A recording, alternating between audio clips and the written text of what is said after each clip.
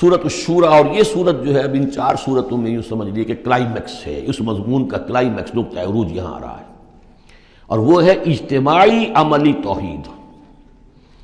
انسان جو ہے ایک متمدن حیوان ہے، یہ مانتے ہیں سب لوگ، تمدن مل جل کر رہتا ہے، اسے اجتماعی نظام وجود میں آتا ہے۔ اجتماعی نظام کے مختلف پہلو ہم نے شمار کیے ہیں، ایک معاشرتی نظام ہے، اس سے بھی پہلے عائلی نظام ہے، خاندانی نظام ہے، پھر معاشرتی نظام ہے، پھر اقتصادی یا معاشی نظام ہے، پھر سیاسی نظام ہے۔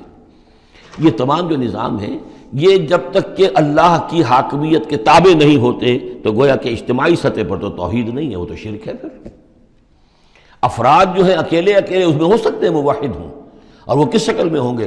جبکہ وہ تن من دھن اس باطل اور مشرکانہ نظام کا قلع کما کر کے اور وہاں توحید کا نظام قائم کرنے کے لیے لگے ہوئے ہوں، اور انہوں نے اس کے اندر لگا دیے ہوں، تب تو وہ ہے موحد، ورنہ تو وہ مشرک ہے۔ اگر مشرکانہ نظام کو انہوں نے دل سے تسلیم کر لیا، اسی مشرکانہ نظام میں وہ اپنی دوڑ دھوپ کر رہے ہیں پاؤں پھیلانے کے لیے، جائیداد بنانے کے لیے، اپنے کوئی پروفیشن میں شائن کرنے کے لیے، کسی اور معاملے میں ساری بھاگ دوڑ اس کے لیے ہو رہی ہے، اس کا مطلب یہ کہ انہوں نے اس نظام کو ذہناً قبول کر لیا۔ تو جنہوں نے اس طاغوت کو قبول کر لیا انہوں نے اللہ کا انکار کیا، چاہے وہ نمازیں پڑھتے ہوں بلکہ تہجد بھی پڑھتے ہوں۔ تو اقامت دین کی اصطلاح اس صورت میں آ رہی ہے، اور اقامت دین کے موضوع پر یہ قرآن مجید کا ذروۂ سلام ہے۔ بسم اللہ الرحمن الرحیم، حامیم عین سین قاف۔ یہ ویسے تو 2 صورتوں میں سے ایک ہے جس میں 5 حروف آئے ہیں، ایک ہم پڑھ چکے ہیں کاف ہا یا عین صاد، لیکن یہ اس اعتبار سے منفرد ہے کہ حامیم علیحدہ اور عین سین قاف علیحدہ، تو 2 آیتیں اس سورہ مبارکہ کی یہ منفرد ہے کہ جو حروف مقطعات پر مشتمل ہے۔ مجھے اس سورہ مبارکہ سے بھی جو ایک خصوصی مناسبت ہے وہ میں عرض کر ہی دوں کہ سب سے زیادہ تو سورہ حدید، لیکن مکی قرآن میں سورہ حدید کا جو متوازن اور اس کا جو بدل ہے وہ سورہ شورى ہے۔ جو مقام سورہ حدید کو حاصل ہے مدنی قرآن میں، وہی مقام سورہ شورى کو حاصل ہے مکی قرآن میں، اور یہ بھی دیکھ لیجئے کہ تقریباً یہ دگنی ہے اس سے، اس کی آیات ہیں 29، اس کی آیات ہیں 53، اور چونکہ مکی قرآن جو ہے وہ دگنا ہے مدنی قرآن سے اپنے حجم کے اعتبار سے۔ کذالک یوحی الیک والی الذین من قبلک اللہ العزیز الحکیم۔ کذالک، اسی طرح وحی کرتا ہے اللہ اے نبی آپ کی طرف، اور ان لوگوں کی طرف بھی کرتا رہا ہے جو آپ سے پہلے تھے، وہ اللہ جو العزیز ہے الحکیم ہے۔ اب یہ کذالک کس چیز کی طرف اشارہ ہو رہا ہے؟ ایک تو یہ کہ جو بھی لوگ تھے اس وقت ان کے سامنے تھا کہ جس طریقے سے حضور کہتے تھے مجھ پر وحی آئی ہے، اور ایک اس سورہ مبارک کے آخر میں بھی آ جائے گا وحی کی قسمیں، جن کا کہ میں نے اس تعارف قرآن والے لیکچر میں ذکر کیا تھا، تو وہاں آگے جا کر آ جائے گا کہ وحی کس کس طور سے آتی ہے، انسانوں پر آتی رہی ہے۔ تو کذالک کی تشریح اس صورت میں وہاں ملے گی۔ لہو ما فی السماوات و ما فی الارض، اسی کا ہے جو کچھ کہے آسمانوں میں اور جو کچھ کہے زمین میں، وہو العلی العظیم، اور وہ بہت بلند و بالا ہے اور بہت عظمت والا ہے۔ تکاد السماوات یتفطرن من فوقہن، آسمان قریب ہیں کہ اوپر سے پھٹ پڑے، یعنی اوپر ان کے اتنا بوجھ ہے، اتنا وزن ہے، اتنے فرشتے ہیں۔ ایک حدیث میں آتا ہے کہ بالشت بھر جگہ بھی خالی نہیں ہے جہاں کوئی نہ کوئی فرشتہ اللہ کا یا سر بسجود نہ ہو یا کھڑا نہ ہو قیام میں اللہ تعالیٰ کے لیے، تو یہ کیفیت ہے وہاں پہ۔ وما یعلم جنود ربک الا ہو، جو تیرے رب کے جو لشکر ہیں انہیں کوئی جانتا ہی نہیں سوائے خود اس کے، تو وہ پھٹ پڑنے کے تیار ہیں۔ بل ملائکۃ یسبحون بحمد ربہم، یہ سورہ مومن میں یہ بات آ چکی ہے کہ فرشتے جو ہیں وہ اہل زمین میں سے جو اہل ایمان ہیں ان کے لیے استغفار کرتے رہتے ہیں۔ والملائکۃ یسبحون بحمد ربہم، وہ اپنے رب کی تسبیح کے ساتھ حمد بھی کرتے ہیں، ویستغفرون لمن فی الارض، اور زمین والوں کے لیے جو زمین میں ہے اہل ایمان ان کے لیے استغفار کرتے رہتے ہیں۔ الا ان اللہ هو الغفور الرحیم، آگاہ ہو جاؤ یقینا اللہ ہی غفور ہے، اللہ ہی رحیم ہے۔ والذین اتخذوا من دونہ اولیاء، اور وہ ہستیاں کہ جنہیں ان لوگوں نے سمجھ لیا اولیاء، حمایتی، مددگار، بچانے والا، شافع، اور ان کے ذریعے سے تقرب حاصل کر لیں گے۔ اللہ حفیظ علیہم، اللہ تعالیٰ خود ان کا بھی نگران اللہ ہے۔ وما انت علیہم بوکیل، اور اے نبی آپ کو ان کے ذمہ دار نہیں ہے۔ وَكَذَلِكَ أَوْحَيْنَا إِلَيْكَ، کذالک پھر آ گیا، جیسے کذالک پہلی آیت میں تھا اور یہ 7ویں آیت میں بھی ہے، اس کذالک کا مفہوم آگے جا کے واضح ہوگا۔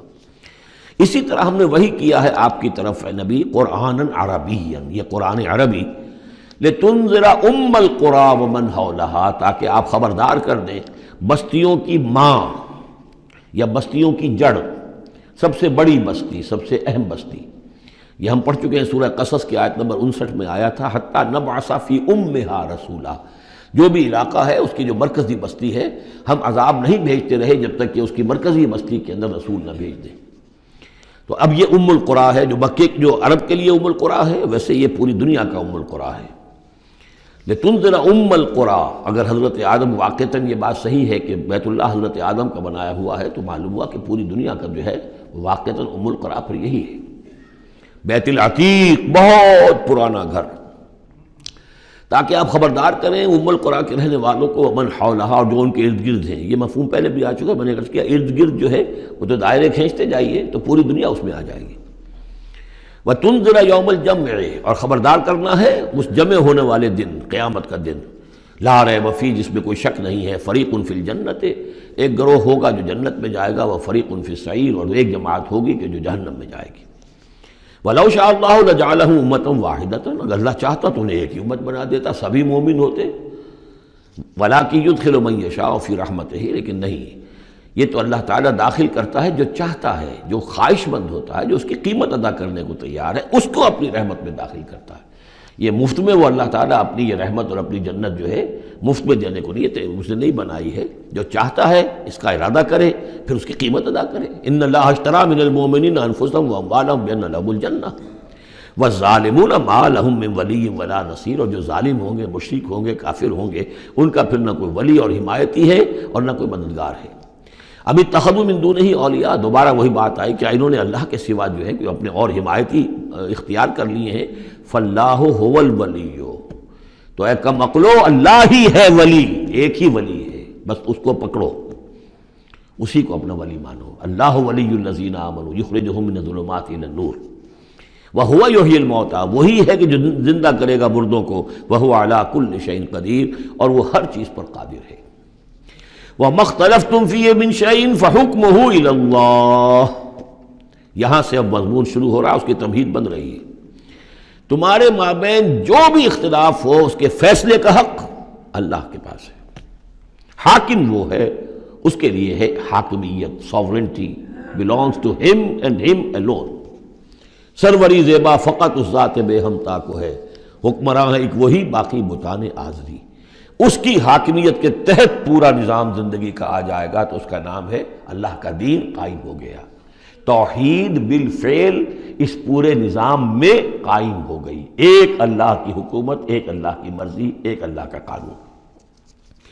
ذالکم اللہ ربی علیہ توکل، تو وہ ہے اللہ میرا رب، اس پر میں نے توکل کیا ہے۔ وإلیہ انیب، اور اسی کی طرف میرا رجوع کرنا ہے۔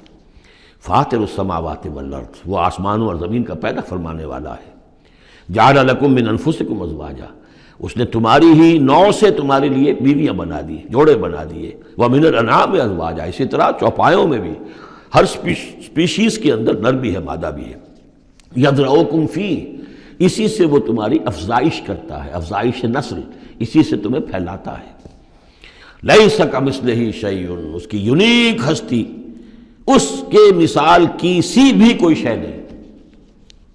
اب کیا کریں، ایک چیز ایبسلیوٹ نیگیشن کے لیے ہماری زبان میں کوئی اسلوب ہے ہی نہیں، اس جیسی کوئی شے نہیں، اس کی سی کوئی شے نہیں، اس کی مثال کی سی بھی کوئی شے نہیں۔ اب یہ اس سے زیادہ یہ اور اس کے اندر ایمفیسس کا، ایبسلیوٹلی یونیک، لا مثل لہ ولا مثال لہ ولا ضد لہ ولا ضد لہ، وہ جو بھی آپ الفاظ جتنے بھی جمع کرتے جائیں گے۔ وہو السمیع البصیر، اور وہی ہے سب کچھ سننے والا اور سب کچھ دیکھنے والا۔ لہ مقالید السماوات والارض، اسی کے لیے ہیں آسمانوں اور زمین کی تمام کنجیاں۔ یبسط الرزق لمن یشاء، وہ بچھا دیتا ہے اور کھول دیتا ہے، بسط وسیع کر دیتا ہے، کشادہ کر دیتا ہے رزق کو جس کے لیے چاہتا ہے، وہ یقدر، اور جس کے لیے چاہتا ہے ماپ تول کر راشننگ کر کے دینا شروع کر دیتا ہے۔ انہ بکل شیء علیم، اور یہ بھی اس کے علم پر ہے کہ کس کے لیے یہ بہتر ہے، کس کے لیے وہ بہتر ہے، وہ ہر چیز کا جاننے والا ہے۔ اب جو آیت آ رہی ہے وہ اس سورہ مبارکہ کا کلائمیکس ہے، اور اس موضوع پر قرآن مجید کا کلائمیکس ہے اقامت دین کے موضوع پر۔ شرع لکم من الدین، اے محمد پر ایمان لانے والو، اے مسلمانوں، تمہارے لیے اللہ نے دین میں وہی شے معین کی ہے، ما وصا بہ نوحا، جس کی وصیت کی تھی نوح کو، والذی اوحینا الیک، اور جس کی وحی کی ہے ہم نے اے محمد آپ کی طرف، کیونکہ پہلے خطاب ہے لکم، شرع لکم، یہاں امت سے خطاب ہو رہا ہے، شرع لکم، بس صرف فرق یہ کہ یا ایھا الذین آمنوا یا نہیں آیا ہے، یہ مکی صورتوں کے مزاج کا تقاضا ہے کہ وہ نہ آئے، لیکن جمع کے صیغے سے واضح کر دیا کہ باقی جگہ ہم دیکھ رہے ہیں کہ واحد کے صیغے میں خطاب کر کے اور بالواسطہ امت، یہاں امت سے خطاب ہے۔ شرع لکم من الدین، تمہارے لیے دین میں وہی شے مقرر کی ہے، ما وصا بہ نوحا، جس کی وصیت کی تھی اس نے نوح کو، والذی اوحینا الیک، اور جس کو کی وحی کی ہم نے اے محمد آپ کی جانب صلی اللہ علیہ وسلم، وما وصینا بہ ابراہیم و موسیٰ و عیسیٰ، اور جس کی وصیت ہم نے کی ابراہیم کو اور موسیٰ کو اور عیسیٰ کو، ان اقیموا الدین، کہ دین کو قائم کرو۔ دین ایک تو معلوم ہوا اس آیت سے کہ دین سب کا ایک ہے، دین نوح کا اور حضور کا اور ابراہیم کا اور موسیٰ کا، عیسیٰ کا علیہم الصلاۃ والسلام ایک ہی ہے، دین تو ایک ہی ہے۔ ان ھذہ امتکم امۃ واحدۃ وانا ربکم فاعبدون، دین تو ایک ہی ہے، شریعتیں مختلف ہیں لیکن دین کو قائم کرو۔ موسیٰ کے دور میں ان پر یہ فرض تھا کہ دین کو قائم کرو، اس کے لیے لڑو، جاؤ، جنگ کرو اور اس خطہ زمین کو حاصل کرو جس پر اللہ کا دین قائم کر سکو۔ تو صحیح سب کی یہی تھی، جد و جہد یہی تھی، توحید کا وہ تقاضا تھا کہ صرف انفرادی طور پر، اول تو یہ کہ صرف عقیدے میں نہیں، اپنے بھی عمل میں توحید جو ہے قبول کرو اور اختیار کرو، اور عمل میں بھی صرف انفرادی نہیں، اجتماعی توحید کو برپا کرنے کے لیے، قائم کرنے کی جد و جہد کرو۔ ان اقیموا الدین ولا تتفرقوا فیہ، دین میں تفرقے میں مبتلا نہ ہو جاؤ۔ الذین فرقوا دینہم، یہ ہم پڑھ چکے ہیں، دین کو پھاڑ دینا، کہ زندگی کے ایک حصے میں اللہ کا حکم مانا جا رہا ہے، دوسرے حصے میں کسی اور کا مانا جا رہا ہے، یہ تفرقہ۔ یا دوسرا تفرقہ کہ آپ اختلاف کر سکتے ہیں کہ رفع یدین زیادہ ثابت ہے، میں کرتا ہوں، کسی کی رائے ہے کہ نہیں امام ابو حنیفہ کا موقف جو ہے وہ زیادہ صحیح ہے، وہ نہیں کرتا، کوئی حرج نہیں، لیکن دین میں دین ایک ہے، دلیل ہوگی اللہ اور اس کے رسول کی، دین میں فرق نہیں ہے۔ وہ تو چاہے حنفی ہیں، مالکی ہیں، شافعی ہیں، حنبلی ہیں، سلفی ہیں، دین تو سب کا ایک ہے، اسلام۔ اسی طرح شریعت موسوی اور بھی کسی اور کی ہوگی، شریعت محمدی، دین سب کا ایک، اس میں تفرقہ نہیں ہونا چاہیے۔ دین کو قائم کرنے کی جد و جہد کرو، ولا تتفرقوا فی، دین میں تفرقہ نہ ہو۔ یہ ہے وہ اقامت دین کی فرضیت۔ اس میں چونکہ عام طور پر ترجمہ جو ہے شاید آپ کے پاس بھی ہو تو قائم رکھو دین کو کر دیا گیا ہے، وہ بھی صحیح ہے۔ دو ہی سچویشن ممکن ہے، یا تو دین قائم ہے تو اسے قائم رکھو، صحیح ہے۔ خیمہ اگر کھڑا ہے تو کھڑا رکھا جائے گا کہ آندھی آ رہی ہے تو آپ اس کی رسیوں کو پکڑ رہے ہیں، اس کے بانسوں کو پکڑ کر کھڑے ہو رہے ہیں تاکہ خیمہ گر نہ جائے، اس کو قائم رکھو۔ خیمہ گر گیا تو کھڑا کرو، اب اثر نو اسے آپ ریکٹ کریں گے۔ تو یہ دونوں ترجمے بالکل صحیح ہیں، قائم کرو، قائم رکھو، قائم ہے تو قائم کرو، قائم نہیں ہے تو رکھو، اور قائم نہیں ہے تو قائم کرو۔ ان اقیموا الدین ولا تتفرقوا فیہ کبر علی المشرکین ما تدعوہم الیہ، بہت بھاری ہے یہ مشرکین پر بات جس کی طرف اے نبی آپ ان کو بلا رہے ہیں۔ انہوں نے تو زندگی تقسیم کی ہوئی ہے، جو خدا کا ہے وہ خدا کو دو، اور جو قیصر کا ہے وہ قیصر کو دو، حکومت کا ہے وہ حکومت کو دو، اور جو مولوی کا حق ہے وہ مولوی کو دو۔ اب یہ تقسیم ہے جس پر دنیا چل رہی ہے، اور اس پر اگر فرض کیجئے علماء بھی راضی ہو گئے، وہ ٹھیک ہے، ہمیں تو جو کچھ ہے وہ مل ہی رہا ہے نا، تو وہ تو پھر گویا کہ اس دین کی تنفی ہو گئی۔ جس نے اس تقسیم کے اوپر اپنے دل کو مطمئن کر لیا، جس نے ریکنسائل کر لیا ذہناً اپنے آپ کو اس تقسیم کے ساتھ، اس کا پھر اللہ سے کوئی تعلق نہیں۔ کبر علی المشرکین ما تدعوہم، اسی وجہ سے آتا ہے نا دو جگہ، اور ایک دفعہ تو ہم پڑھ چکے ہیں سورہ توبہ کے اندر، هو الذی ارسل رسولہ بالہدی ودین الحق لیظہرہ علی الدین کلہ ولو کرہ المشرکون، چاہے یہ مشرکوں کو کتنا ہی ناگوار ہو، لیکن اللہ نے محمد کو بھیجا ہی اس لیے ہے تاکہ وہ دین کو پورے کے پورے نظام زندگی پر غالب کرے، چاہے مشرکوں کو کتنا ناگوار ہو، مشرک تو پسند نہیں کرے گا اس کو۔ اللہ یجتبی الیہ من یشاء، اللہ جس کو چاہتا ہے اپنی طرف کھینچ لیتا ہے۔ وَيَهْدِي إِلَيْهِ مَن يُنِيبُ، اور جو خود رجوع کرتا ہے اس سے وعدہ ہے اس کا کہ ہدایت دے گا۔ یہ اللہ کی شان ہے، اللہ کسی کو راہ چلتے کو بلا لیتا ہے۔ اس کو صوفیہ کہتے ہیں سالک مجذوب اور مجذوب سالک۔ کچھ لوگ ایسے ہوتے ہیں کہ جو بڑی محنت کرتے ہیں، مشقت کرتے ہیں، سلوک طے کر رہے ہیں، روحانی منزلیں طے کر رہے ہیں، پھر کہیں جا کر وہ ایسی جگہ پر پہنچے کہ وہ کہہ سکتے ہیں کہ ہاں آپ کسی مقام پر آ گئے ہیں، اللہ کا کوئی قرب حاصل ہو گیا۔ ایک وہ ہوتے ہیں جنہیں اللہ پہلے کھینچ کے اپنے قریب کر لیتا ہے پہلے، اور پھر وہ سلوک طے کرتے ہیں۔ تو کچھ لوگ اس قسم کے ہوتے ہیں۔ صدیقین جو ہیں وہ سالک مجذوب ہیں، شہداء جو ہیں وہ مجذوب سالک ہیں، کھینچ لیا حضرت عمر کو اللہ تعالیٰ نے۔ ان کے اپنے مزاج کی وہ کیفیت تھی نہیں، ان کو بالکل مزاج ہی اور تھا، ان کی دلچسپی ہی اور تھی، وہ تو کھینچ لیا۔ وَمَا تَفَرَّقُوا إِلَّا مِن بَعْدِ مَا جَاءَهُمُ الْعِلْمُ بَغْيًا بَيْنَهُمْ، اور انہوں نے تفرقہ نہیں کیا اور یہ نہیں تقسیم ہوئے مگر اس کے بعد کہ ان کے پاس علم آ چکا تھا۔ اب یہ جو اقامت دین کا دعوت لے کر حضور کھڑے ہوئے تو ایک تو ان کے مخاطبین مشرک تھے۔ فرمایا کہ اے مشرک، اے نبی صلی اللہ علیہ وسلم، یہ مشرکین کے لیے تو ہے ہی بہت مشکل بات کہ آپ کی بات کو قبول کر سکیں۔ کبر علی المشرکین ما تدعوہم الیہ، تو بہت بعید ہے اس سے۔ البتہ آپ کو اگر یہ خیال ہو کہ یہ اہل کتاب جو ہیں یہ تو واقف ہیں اللہ سے، کتاب سے، تورات سے، انجیل سے، اور یہ تو قیامت کو بھی مانتے ہیں، فرشتوں کو مانتے ہیں، سب کچھ مانتے ہیں، یہ تو آسانی سے مان لیں گے، یہ بھی امید نہ رکھیے آپ۔ یہاں حضور کو بتایا جا رہا ہے کہ آپ ایسی توقعات نہ رکھیں، اس لیے کہ ان لوگوں نے تفرقہ ڈالا ہے جبکہ ان کے پاس حق آ چکا تھا۔ کس لیے؟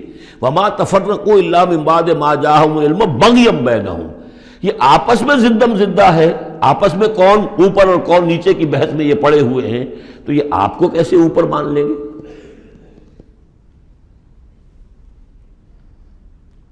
آپ کا قبلہ کیسے مان لیں گے؟ یہ ایک دوسرے کا قبلہ نہیں مانتے، یروشلم دونوں کا قبلہ ہے لیکن ایک نے شرقی کر لیا، ایک نے غربی کر لیا۔ جب اہل کتاب جو ہے آپس میں جھگڑ رہے ہیں، لڑ رہے ہیں، وَهُمْ يَتْلُونَ الْكِتَابَ، اور جبکہ وہ پڑھ رہے ہیں ایک ہی کتاب۔ قالت اليہود لیست النصارى علی شیء وقالت النصارى لیست اليہود علی شیء وهم یتلون الکتاب۔ تو اے نبی آپ کو کیسے مان لیں گے؟ ذرا توقع نہ رکھیے۔ توقع اگر ہوتی ہے انسان کو تو پھر مایوسی ہوتی ہے۔ Be prepared for the worst, پھر جو اللہ کی طرف سے آ گیا اس کے اوپر شکر ادا کیے، امید نہ رکھیے۔ امید زیادہ رکھیں گے تو جلدی مایوس ہو جائیں گے، تھک جائیں گے۔ کبر علی المشرکین، اب یہ دیکھیے اقامت دین کی جد و جہد اتنی مشکل شے ہے کہ حضور سے کہا جا رہا ہے کہ آپ جلدی کامیابی کی توقع نہ رکھیں۔ مشرکین کے لیے تو خیر یہ بہت بھاری ہے ہی، ان اہل کتاب سے بھی کوئی توقع نہ رکھیے۔ وما تفرقوا الا من بعد ما جاءهم العلم بغيا بينهم ولولا كلمة سبقت من ربك الى اجل مسمى، اور اگر وہ بات پہلے ہی سے تیرے رب کی جانب سے طے نہ ہو چکی ہوتی کہ ان کے لیے ایک اجل مسمى، ایک معین وقت ہے، لقضي بينهم، ان کے جو اختلافات ہیں ان کے فیصلے ابھی چکا دیے جاتے۔ وَإِنَّ الَّذِينَ أُورِثُوا الْكِتَابَ مِن بَعْدِهِمْ، اور جو لوگ کتاب کے وارث ہوئے ہیں ان کے بعد، لَفِي شَكٍّ مِّنْهُ مُرِيبٍ، وہ دھوکے میں پڑے ہوئے ہیں، شکوک و شبہات میں مبتلا ہو گئے۔ جب اللہ تعالیٰ کسی امت کو کتاب دیتا ہے اور اس امت کے اندر جو ہے پھر وہاں کے نوجوان فرض کیجئے تیسری چوتھی پانچویں نسل میں آ کر دیکھتے ہیں کہ جو اس کتاب کے عالم ہیں، پڑھنے پڑھانے والے ہیں، آپس میں دست و گریبان ہیں، لڑ رہے ہیں، ان کی زندگیوں کو بھی ہم دیکھتے ہیں تو وہ بھی اسی طرح کے دنیا دار ہیں جیسے ہم ہیں، تو ان کا اعتماد کتاب پر سے اٹھ جاتا ہے کہ ہم نے تو یہ کتاب پڑھی نہیں، انہوں نے تو پڑھی ہوئی ہے، یہ تو اس کتاب کو پیے ہوئے ہیں، اور پھر ان کا کردار یہ ہے۔ تو کیا ہے اس کتاب میں؟ پھر ذرا نوٹ کیجئے اس کو۔ وَإِنَّ الَّذِينَ أُورِثُوا الْكِتَابَ مِن بَعْدِهِمْ لَفِي شَكٍّ مِّنْهُ مُرِيبٍ، ان کے اندر شکوک و شبہات، ریب پیدا ہو جاتے۔ فَلِذَلِكَ فَادْعُ، فَلِذَلِكَ فَادْعُ، تو اے نبی آپ اسی کی دعوت دیتے رہیے، دیتے رہیے۔ ذالکہ کا اشارہ کدھر ہوگا؟ ان اقیم الدین، اقامت دین کی دعوت دیتے رہیے، دیتے رہیے۔ وَاسْتَقِمْ كَمَا أُمِرْتَ، آپ کو اقامت دین کا حکم دیا گیا ہے، دین کو غالب کرنے کی جد و جہد کے لیے آپ کو بھیجا گیا ہے، آپ اسی پر جمے رہیے۔ Never settle for anything less, یہ تو چاہیں گے کمپرومائز کرنا، وَدُّوا لَوْ تُدْهِنُوا فَيُدْهِنُونَ، یہ کافر تو چاہیں گے کہ آپ ذرا نرم پڑے تو وہ بھی نرم پڑ جائیں، لیکن آپ نہیں، آپ کھڑے رہے۔ الحق من ربکم، سورہ کہف میں ہم پڑھ چکے ہیں، الحق من ربکم فمن شاء فلیؤمن ومن شاء فلیکفر، یہ حق ہے تمہارے رب کی طرف سے، جو چاہے پورے پر ایمان لائے، جو چاہے چھوڑ دے، دفع ہو جائے۔ اللہ کو تمہاری ضرورت نہیں ہے، تمہیں اللہ کی ضرورت ہے۔ فلذلک فادع واستقم کما امرت ولا تتبع اهواءهم، ان کی خواہشات کی پیروی نہ کیجیے۔ یہی بات تو ہے جو پھر آگے سورہ بقرہ میں آئی۔ آگے اس لیے کہہ رہا ہوں کہ نازل تو بعد میں ہوگی نا، ابھی 5-6 سال کے بعد نازل ہوگی سورہ بقرہ۔ لن ترضى عنك اليهود ولا النصارى حتى تتبع ملتهم، اے نبی یہودی اور نصرانی آپ سے راضی نہیں ہوں گے جب تک کہ آپ ان کی پیروی نہ کریں۔ وہ تو کہیں گے ہمارے پیچھے چلو، ہماری گدیاں ہیں، ہماری خانقاہیں چلی آ رہی ہیں، ہمارے مدرسے ہیں، ہمارے یہاں پہ یہ جو ہے مسندیں ہیں ہمارے پیچھے چلو، ہم تمہارے پیچھے کیوں چلیں؟ بڑی اہم ہے یہ 3 آیتیں، بڑی اہم ہے، بڑی اہم ہے۔ شرع لکم من الدین سے شروع ہو کر اور یہ 15ویں آیت، فلذلک فادع واستقم کما امرت ولا تتبع اهواءهم وقل آمنت بما انزل اللہ من کتاب، اور کہہ دیجئے کہ میرا ایمان تو ہے اس کتاب پر جو اللہ نے نازل کی ہے۔ یہ گویا کہ خلاصہ آ گیا یہ سورہ حامیم سجدہ کا، وہ کتاب 6 دفعہ جو کتاب کا ذکر اس میں آیا ہے۔ اس کی دعوت ہے تو اس کتاب کے ذریعے سے، استقامت ہے تو اس کتاب کو پڑھنے سے استقامت ہوگی۔ اتل ما اوحی الیک من کتاب ربک واقم الصلاۃ ان الصلاۃ تنہی عن الفحشاء والمنکر وَأُمِرْتُ لِأَعْدِلَ بَيْنَكُمْ، اور کہہ دیجئے مجھے حکم ہوا ہے تمہارے مابین عدل قائم کروں۔ تم مجھے کوئی واعظ نہ سمجھو، واعظ گو، واعظ قصہ گو، واعظ کہنے کے لیے آئے، اچھی باتیں کہیں، لوگ بھی گردن جھکا کے سن لیتے ہیں، یہ بھی واعظ کہہ کے چلے جائیں گے، کچھ خدمت کر دیں گے ان کی، اللہ خیر صلی اللہ۔ ایک محفل ہم نے منعقد کر لی، ثواب ہو گیا۔ حضور نے فرمایا مجھے حکم ہوا ہے عدل قائم کروں، جیسے کہ حضرت ابو بکر نے کہا تھا، لوگوں جب بیعت خلافت ہوئی ہے تم میں سے ہر کمزور میرے نزدیک قوی ہوگا جب تک کہ اسے اس کا حق دلوا نہ دوں، اور ہر قوی ضعیف ہوگا جب تک کہ اسے حق وصول نہ کروں۔ عدل کو قائم کرنے کے لیے مجھے بھیجا ہے۔ وَأُمِرْتُ لِأَعْدِلَ بَيْنَكُمْ اللَّهُ رَبُّنَا وَرَبُّكُمْ، ویسے اللہ ہمارا بھی رب ہے تمہارا بھی رب ہے، لنا اعمالنا ولکم اعمالکم، ہمارے لیے ہمارے اعمال ہے تمہارے لیے تمہارے اعمال ہے، لا حجت بیننا، آپس میں حجت بازی کرنے کا کوئی فائدہ نہیں۔ اللہ یجمع بیننا، اللہ ہمیں جمع کر دے گا، یا تو اس دنیا میں جمع کر دے گا۔ یہ ان لوگوں سے بات کہی جا رہی ہے جو کچھ نسبتاً قریب ہوتے ہیں، تو کہتے ہیں نہیں اس طرح نہ کرو، اس طرح کر لو، مقصد تو تمہارا ٹھیک ہے، طریقہ کار یہ نہیں، یوں کرو۔ کہیے بھائی دیکھیے ہمارے سامنے جو طریقہ کار ہے ہم اس پر کام کر رہے ہیں، ہمیں وہی صحیح معلوم ہو رہا ہے، آپ کو کوئی اور اچھا لگتا ہے آپ اس پر کام کیجیے، اس میں حجت بازی کیا ضرورت ہے؟ آپ بھی مخلص ہیں ہم بھی مخلص ہیں، مقصد ہمارا ایک ہے، آج نہیں تو کل جمع ہو جائیں گے۔ یا آپ پر واضح ہو جائے گا کہ ہمارا طریقہ کار غلط تھا، یا ہم پر واضح ہو جائے گا کہ ہم نے جسے صحیح سمجھا تھا وہ غلط تھا، جڑ جائیں گے۔ جب تک آپ سمجھ رہے ہیں کہ آپ کا طریقہ کار صحیح ہے، ہم سمجھتے ہیں کہ ہمارا طریقہ کار صحیح ہے، آپ اس پر عمل کیجیے، ہم اس پر عمل کریں گے۔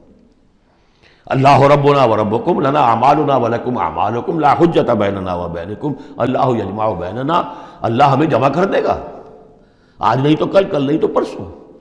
جیسے منی سے چلتے ہیں قافلے، لاکھوں قافلے ہوتے ہیں جو چلتے ہیں، اور وہ 8 9 10 سڑکیں ہیں، سڑکیں کیا ہیں، وہ سب کے سب فٹ بال کے گراؤنڈز ہیں، چل رہے ہیں قافلے، لیکن سب سڑکیں جو ہیں وہ کنورج کر رہی ہیں عرفات پر۔ جیسے جیسے قافلے بڑھ رہے ہیں وہ سڑکوں کے مابین فاصلے کم ہو رہے ہیں۔ تو اگر تو ہماری منزل واقعی اقامت دین ہے تو چاہے ہم اس سڑک سے آ رہے ہیں چاہے اس سڑک سے آ رہے ہیں، آگے پہنچ جائیں گے۔ اللہ یجمع بیننا، میدان عرفات میں تو ہم جمع ہو جائیں گے نا۔ اور بالفرض اگر دنیا میں ہم جمع نہ ہوئے، الیہ المصیر، ایک دن تو آنا ہے نا قیامت کا، جب اللہ کی طرف اللہ کی عدالت میں کھڑے ہوں گے، وہاں تو ایک جگہ ہوں گے کہ نہیں؟ وہاں دودھ کا دودھ پانی کا پانی علیحدہ ہو جائے گا۔